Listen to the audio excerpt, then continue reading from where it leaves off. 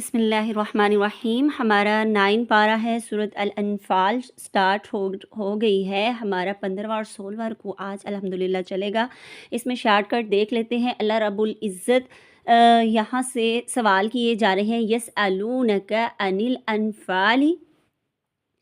اس کے جواب دیکھنے سے پہلے تھوڑا سا اس کو فکر کر لیتے ہیں، فہم حاصل کرنے کی کوشش کرتے ہیں۔ کہہ دیجئے انفال اللہ تعالیٰ کے رسول کا ہے تاکہ لوگوں پر واضح ہو جائے، جنگ کرنے اللہ کے لیے نکلیں تو دنیاوی فائدے نہ سوچیں، جو ملے اللہ تعالیٰ کے رسول صلی اللہ علیہ وسلم کے حوالے کر دیں، کیونکہ اللہ کے لیے جنگ میں نکلا جاتا ہے بے غرض ہو کر، ٹھیک ہے۔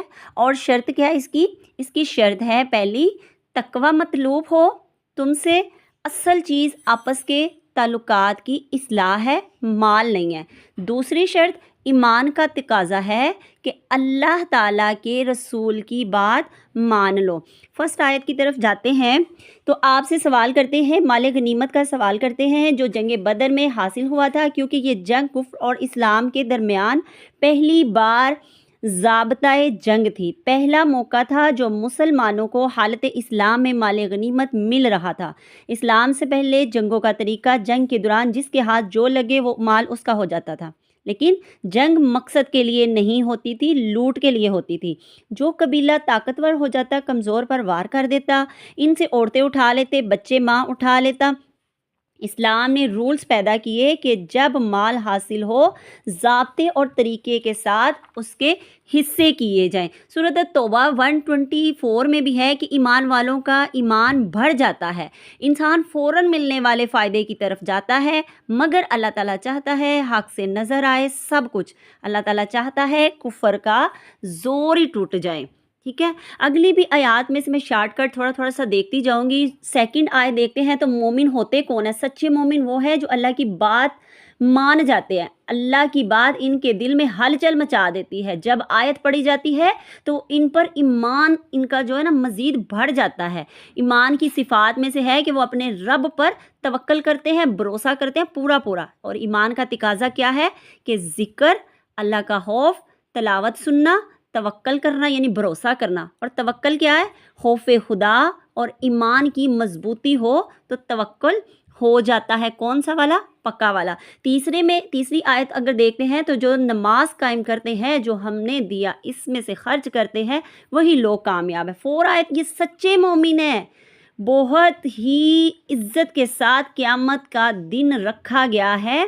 اس کا جسمانی، مالی، عبادت، دل کی سچی حالت، درستگی، جن کی صلاحیت، سب مومن برابر نہیں، مومن کے بھی درجات ہوتے ہیں۔ ہم نے اس سے سبق ملتا ہے۔ 5 آیت جیسا کہ نکالا آپ صلی اللہ علیہ وسلم کو رب نے آپ کے گھر سے حق کے ساتھ، تو مقصد لے کے آپ نے نکلنا، مقصد کے بغیر نہیں نکلنا۔ اور ان آیات کا آپ نے مزید اور محاسبہ کر لینا ہے۔ ہمیں صحابہ کے رویے دیکھتے ہیں، اللہ اور رسول کے ساتھ ان کی حالت کیسی تھی، عطائیت کا مرتبہ کیسا تھا، اللہ کے ذکر سے وہ ڈر جاتے تھے، اللہ پر بھروسہ کرتے تھے، اللہ سے گڑ گڑا کر رو کی فریادیں کرتے تھے، اللہ کے ہاں بڑے درجے پانے والے تھے، اللہ کی مغفرت اور رزق کریم پانے کے لیے وہ جد و جہد کرتے تھے، ٹھیک ہے۔ کیوں؟ کیونکہ یہ اللہ کا فیصلہ تھا۔ اسلام کی طاقت نظر آئے ہر طرف، کدھر مدینہ میں، مکہ میں بھی، مدینہ میں بھی، ہر جگہ پہ نظر آئے۔ تجارتی قافلے، جنگیں، لشکر اور گروہ دا گروہ بن کر مدینے جانا، مدینے کو بسانا۔ جنگ بدر میں مسلمانوں کو تنگی تو ہوئی، مگر پھر اس کے بعد کیا ہوا؟ بڑی کامیابی۔ اہل بدر سے جنگ کا وعدہ کیا تھا، یہ عظیم عزت ملی، ٹھیک ہے۔ تو اس میں ہمارے کرنے کی وہی کام ہے کہ اللہ سے توکل بنانا ہے، اللہ پہ بھروسہ کرنا ہے، اسی سے مانگنا ہے۔ آپس کے تعلقات درست کب ہوں گے؟ جب ہم اللہ کا مال اللہ کی راہ میں خرچ کریں گے۔ تو علامہ اقبال یہاں پہ فرماتے ہیں کہ فضائے بدر پیدا کر فرشتے تیری مدد کو اتر سکتے ہیں، قطار در قطار بن کے، کہ ہر قطار کے بعد قطار، مگر تو ایسے جنگ بدر میں پیدا ہونے نوجوان تو پیدا کر جو مخلص ہو، تقوی والے ہوں، ڈرنے والے ہوں، تو اللہ تعالیٰ کیا کرے گا؟ اپنے مقرب लोगों को भेजकर, लोगों को नहीं फरिश्तों को भेजकर तुम्हारी मदद करेगा। नेक्स्ट रुकू की तरफ चलते हैं। यहाँ पे एक बहुत ही प्यारा सा पिछले रुकू से है कि तुम फरियाद कर रहे थे अपने रब से तो इसने तुम्हारी बात मान ली, मैं तुम्हारी मदद करने वाला हूँ 1000 फरिश्तों से। आले इमरान में भी यानी 1000 के ग्रुप बनाकर मैं 5000 तक ले आऊँगा। सैयदना अब्बास फरमाते हैं कि ये जिब्रील अमीन है, अपने घोड़ों का सर थामे हुए और इस पर लड़ाई के हथियार रखे हुए फरिश्ते पूरी तैयारी के साथ आए। जिसकी मदद अल्लाह करना चाहता है, किसकी करना चाहता है, जितनी पीछे क्वालिटियाँ सहाबा की बताइए ना उस पर। ठीक है, नेक्स्ट आयत की तरफ चलते हैं कि अल्लाह की तरफ से ऊँग चैन सुकून का ज़रिया बनी, क्योंकि इससे पहली रात डर से सो ना सके थे वो लोग। ठीक है, तो उनको क्या हुआ था, उस जंग में नींद, सुकून की नींद आ गई थी। ठीक है, 12 आयत वही खुफिया इशारा होता है फरिश्तों को। अल्लाह ताला ने फरमाया साबित कदम रहो, मैं तुम्हारे साथ हूँ, तुम ईमान वालों को बांध कर रखो जो हुक्म पर जम जाएं। बांधने का मतलब जम जाएं। अल्लाह ताला इनके साथ होते हैं। अल्लाह ताला आम बंदों की भी फरिश्तों के ज़रिए मदद करते हैं। ठीक है, रोब यानी दिलों में खौफ पैदा करना, एक रोब डालना ना, अल्लाह की तरफ से रोब डाल के अगले के दिल पे खौफ पैदा। अल्लाह ताला ने फरिश्तों को सिखा कर भेजा कि तुम मोमिनों को जमा कर रखो और साबित कदम रहो, तो मैं तुम्हारी मदद भी करूँगा, काफरों के दिलों में खौफ डाल दूंगा।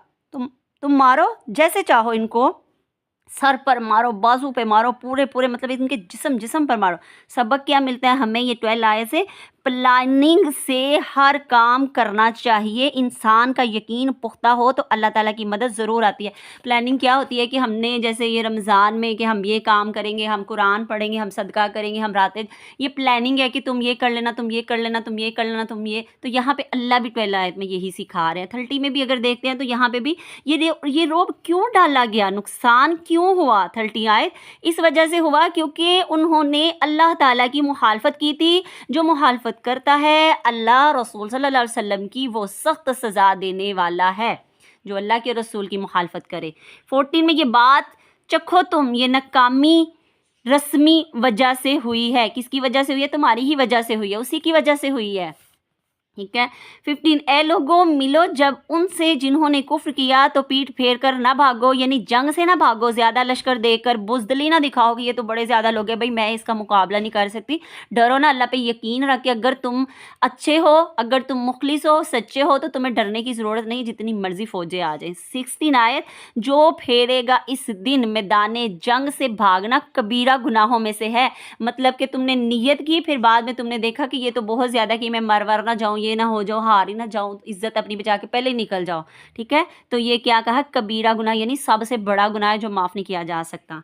ठीक है, आगे 70, बज़ाहिर तुम कत्ल कर रहे थे मगर पीछे अल्लाह ताला का हाथ था ताकि मोमिनों को अच्छे तरीके से आजमा ले। कर तुम रहे थे, अल्लाह ताला क्या फरमाता है? फ़ज़्कुरूनी अज़्कुरुकुम, तुम मेरा जिक्र करो मैं तुम्हारा जिक्र करूँगा, तुम मेरा काम करो मैं तुम्हारे काम में लग जाऊँगा। अगर हम अल्लाह के लिए वक्त निकालते, अल्लाह के लिए खर्च करते, अल्लाह के लिए सोचते हैं कि ये सुधर जाए, अल्लाह का दीन नाफिज हो जाए, तो अल्लाह ताला हमारे कामों में लग जाते हैं। आगे 19 आयत को अगर हम देखते हैं, अगर तुम फैसला चाहते हो, अबू जहल ने मक्का से निकलते हुए काबा का पर्दा पकड़कर कहा था, हमसे जो कुराबत का हक देने वाला है उसको हक मिले, जो नहीं उसको ना मिले। तो ये भी कहा था कि मोहम्मद सल्लल्लाहु अलैहि वसल्लम अगर हक पर है इसे मदद मिले, अगर हम हक पर हैं तो हमें मदद मिले। फरमाया आ चुका फैसला, अगर रुक जाओ अच्छा है तुम्हारे लिए, यानी इस्लाम की दुश्मनी से रुक जाओ तो तुम्हारे लिए बेहतर है। हरगिज़ ना काम आएगा तुमको ग्रोथ ज़्यादा, क्योंकि क्योंकि अल्लाह ताला तो हमेशा मोमिनों की मदद करता है, गाफिलों की थोड़ी ना करता है। तो यहाँ पे यही सिखाया जा रहा है कि तुम सुधर जाओ, तुम नबी सल्लल्लाहु अलैहि वसल्लम का साथ दे दो, तुम दीन को टुकड़े टुकड़ों में नहीं बांटो, तुम इसकी तरफ आ जाओ। सही यही तरीका है, अगर तुम आ जाओगे तो तुम फलाह कामयाबी पा जाओगे। अब सहाबा कराम के इनामात देख ले जो अल्लाह ताला ने उन पे किए। पहला क्या था? अल्लाह ताला की तरफ से ऊँग आई थी उनको, जो कि बेसुकूनी में उन्होंने दिन गुजारा, बाद में नींद बहुत अच्छी आती है। दूसरा, सहाबा कराम पर सकीनत काफ़ी, यानी सुकून की बरसात। तीसरा, बारिश जिससे रेतली ज़मीन पर चलना आसान हुआ। ठीक है, اور بارش کے پانی سے طہارت کا ملنا کہ پاک صاف ہو گئے، صحابہ کرام کے دلوں کو مضبوطی ملی، پھر فرشتوں کے ذریعے اللہ نے ان کو 5 ہزار کا گروپ بنا کے 5,000 فرشتوں سے ان کی مدد کی، ٹھیک ہے۔ تو ہمارے کرنے کے یہ کام ہے، یہ کب ہوگا؟ جب فضائے بدر پیدا کریں گے تو فرشتے تیری مدد کو اتریں گے کہ